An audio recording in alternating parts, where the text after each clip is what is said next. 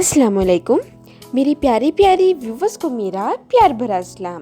मैं हफ्सा फरीद और आप देख रहे हैं मेरा YouTube channel Hafsa Farid cooking. उम्मीद करती हूँ आप सब खैरियत से होंगे, खुशबाश होंगे। कुछ ऐसी ट्रेडिशनल मिठाइयाँ होती हैं जिनकी जगह कोई नहीं ले सकता। इसी तरह इन मिठाइयों में से चुन के लेकर आई हूँ एक ऐसी ट्रेडिशनल मिठाई की रेसिपी जो किसी भी तारीफ की मुताज नहीं। आज मैं आपके लिए कर्क-सोन हलवे की रेसिपी लेकर आई हूँ, जिसे हम बिल्कुल इंस्टेंट तरीके से बगैर अंगूरी के तैयार करेंगे। यकीन माने देखने वाला खाने वाला ये कैसे नहीं कर सकता कि हमने इसे बगैर अंगूरी के तैयार किया है। ओरिजिनल हलवाई स्टाइल से कम टेस्ट नहीं आएगा। चलिए रेसिपी बनाना हम स्टार्ट करते हैं। सबसे पहले बिस्मिल्लाहिर्रहमानिर्रहीम। कर्क-सोन हलवे को बनाने के लिए कुछ स्टेप करने ज़रूरी हैं। सबसे पहले हम कोई भी इस तरह की ट्रे को अच्छे से ऑयल से ग्रीस करेंगे। कोई भी हिस्सा खुश्क ना रहे, क्योंकि हमने इस ट्रे पर कर्क हलवे को सेट करना है, इसलिए ऑयल से अच्छे से ग्रीस करना ज़रूरी है ताकि बाद में परेशानी ना हो। तो देखिए ट्रे को ग्रीस करने के बाद मेरे पास ये डिफरेंट साइज़ के शेप के मोल्ड्स हैं। अब इन तमाम मोल्ड्स को ऑयल से ग्रीस करेंगे।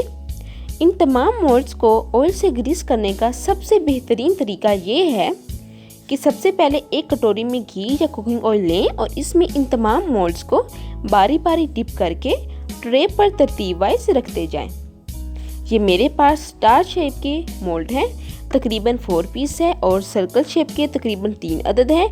एक डायमंड शेप का है, 3 अदद हार्ट शेप के हैं और 2 फ्लावर शेप के हैं। ये सब आप किसी भी शॉप से इजीली परचेज कर सकते हैं।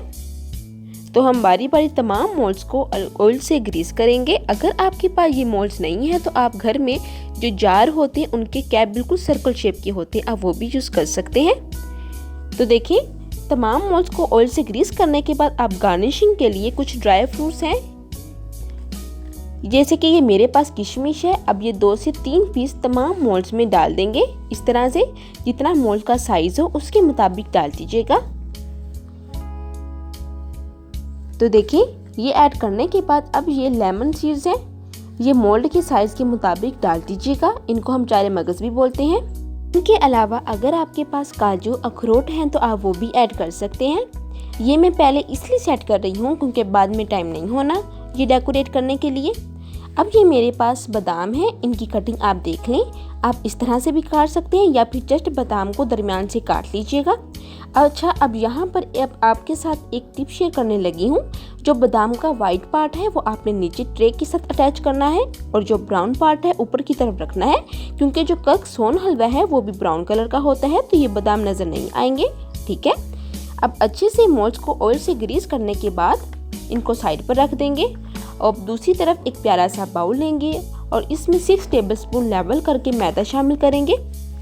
और मैदा जब भी आप इस्तेमाल करें तो हमेशा छान कर इस्तेमाल किया करें और मेजरमेंट आपने ध्यान से करनी है। कम या ज़्यादा इंग्रेडिएंट होंगे तो आपकी रेसिपी ठीक नहीं बनेगी। अब यहाँ पर 6 टेबलस्पून ही आपने मिल्क पाउडर लेवल करके शामिल करने हैं। मिल्क आप किसी भी कंपनी का ब्रांड का इस्तेमाल कर सकते हैं। इस्तेमाल करने से पहले आप इनकी एक्सपायरी डेट ज़रूर चेक कर लीजिएगा। तो यहाँ पर मैं बुनियाद जो है ना मिल्क वो यूज़ कर रही हूँ। अब अच्छे से इन दोनों इंग्रेडिएंट्स को हम मिक्स करेंगे। मिक्स करके साइड पर रख देंगे। अब एक पैन लेंगे और इसमें हाफ कप घी शामिल कर देंगे। ये रेसिपी घी में परफेक्ट बनती है, आप कुकिंग ऑयल का इस्तेमाल नहीं कर सकते। हाँ, अगर आपके पास देसी घी है तो वेल एंड गुड हो जाएगा।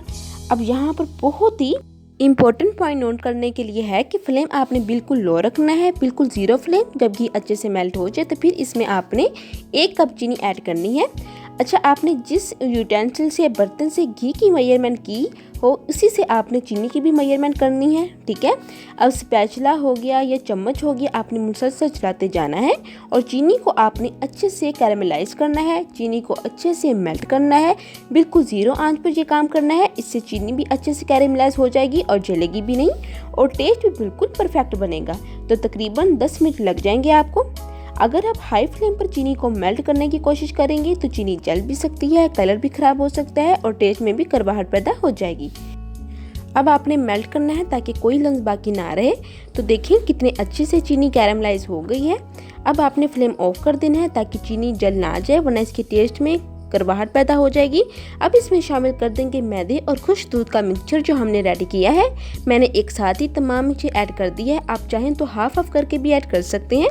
अब अच्छे से आपने मिक्स कर देना है और याद रखें फ्लेम जो है मैंने ऑफ कर दिया है।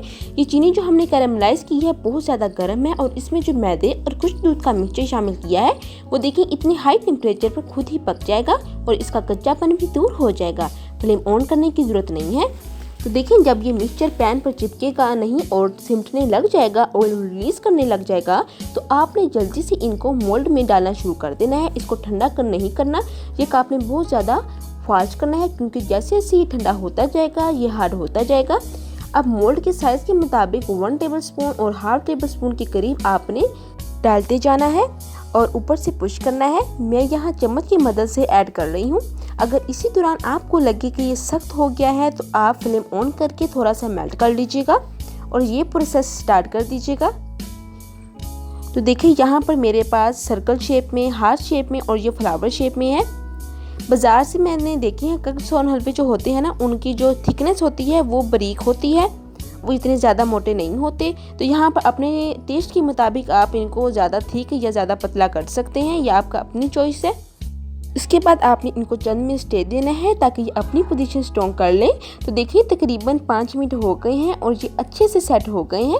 अब देखिए कितनी आसानी से ये मोल्ड से निकल गए हैं। हम बाकी भी इसी तरह से निकाल लेंगे। अगर मोल्ड अच्छे से ग्रीस ना हो ऑयल से तो निकालने में प्रॉब्लम हो सकती है। देखिए माशाल्लाह से बहुत ही मज़े के हमारे डिफरेंट शेप के कर्क सोन हलवा जो है वो बहुत ही आसानी से इंस्टेंट तरीके से बन गया है। ये देखिए माशाल्लाह से स्टार शेप में, सर्कल शेप में बहुत ही आसानी से हमने ये बना ली। झटपट सिर्फ आपको 10 से 15 मिनट लगेंगे ये रेसिपी बनाने के लिए। तो बहुत ही आसानी के साथ आप ये बना सकते हैं। और यहाँ पर एक बहुत इंपॉर्टेंट बात, अगर आप इसको स्टोर करना चाहें तो आप स्टोर करके भी रख सकते हैं, 2 से 3 माह के लिए स्टोर हो जाएंगे। तो उम्मीद करती हूँ कि आपको मेरी आज की रेसिपी बहुत मज़े की लगी होगी। चलती हूँ, दुआओं में याद रखिएगा। फिर मिलूंगी एक नई रेसिपी के साथ, तब तक हफ्सा फरीद को दें इजाज़त। अल्लाह हाफिज़।